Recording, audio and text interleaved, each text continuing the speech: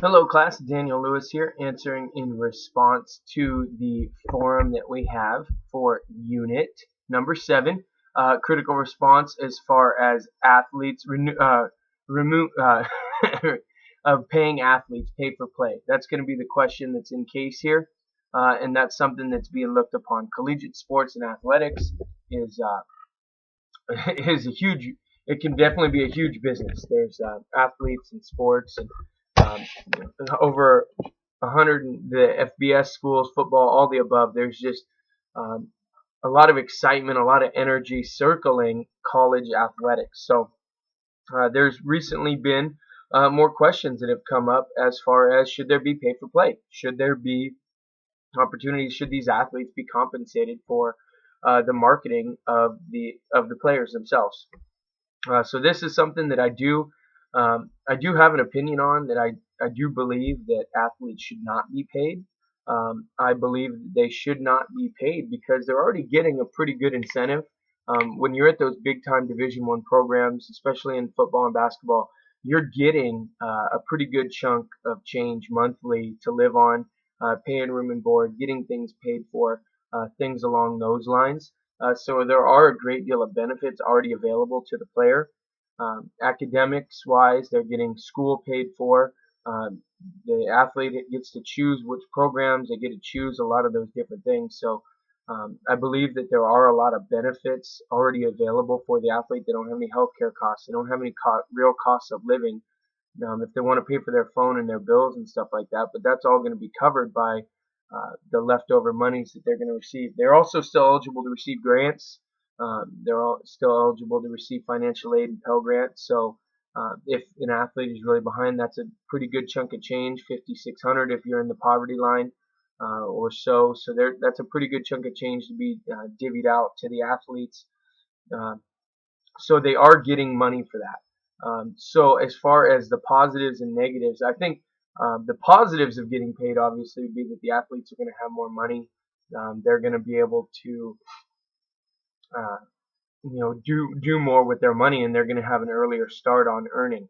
I think some of the negatives are that the athletes aren't going to acquire some of the skills of being resourceful, figuring things out, finding a way.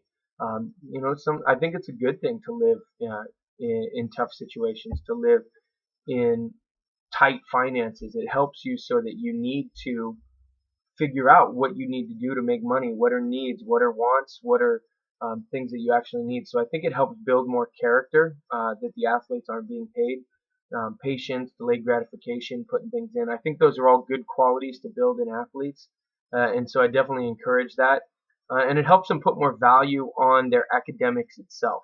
If they have that perception that the academic scholarship is what they're getting paid for and what they're getting for free, then they're going to take that more seriously. If they think that they're getting paid to play sports, well then why am I that's my number one job. That's their thinking, and I'm not going to be academics is just a secondary. So I think that that's going to give a false message, and that's something that I definitely am a little leery of. Should athletes be able to acquire jobs? I do think that that should be, whether it be on campus that they can work, work studies and do things on campus. Should they be able to do things that are reasonable, where you can make money for doing adequate work? I know that there's some times where there's been people that hired at a dealership just to go in there and not even do anything, and they get paid tons and tons of money.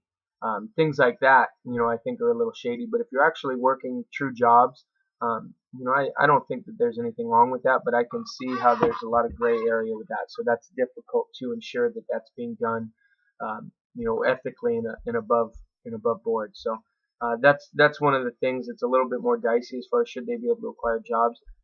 During season, it's really tough, big time schedule, tough to do.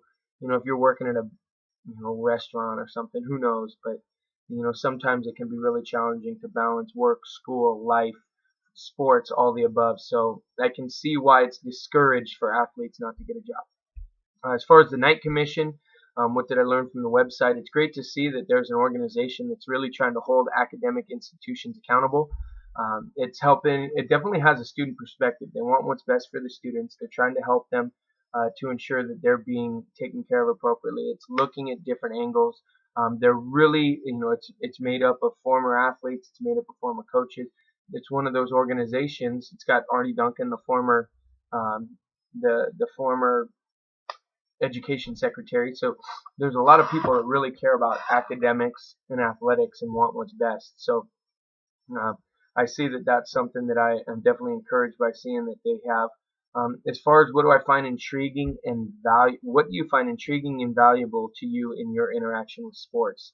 That's an interesting question. I mean, I love just the camaraderie, the friendships, the things that are made up in sports. That's something that's extremely valuable. The relationships that you're going to build through sport are ones that are going to last for a lifetime. So that's something that I find extremely valuable. Also, obviously, the education and an opportunity to learn. You learn through sport. You learn different techniques, strategies. You learn how to time management skills. You learn how to work with other people. You learn um, to submit to authority because as you know, your coaches are your authority. You learn how to do that.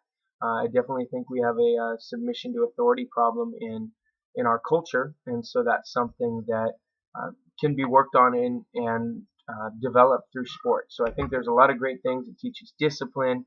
It teaches other positive characteristics that are going to last a lifetime. So that's what I definitely find valuable and intriguing through my interaction with sport. Look forward to hearing your responses. Thanks.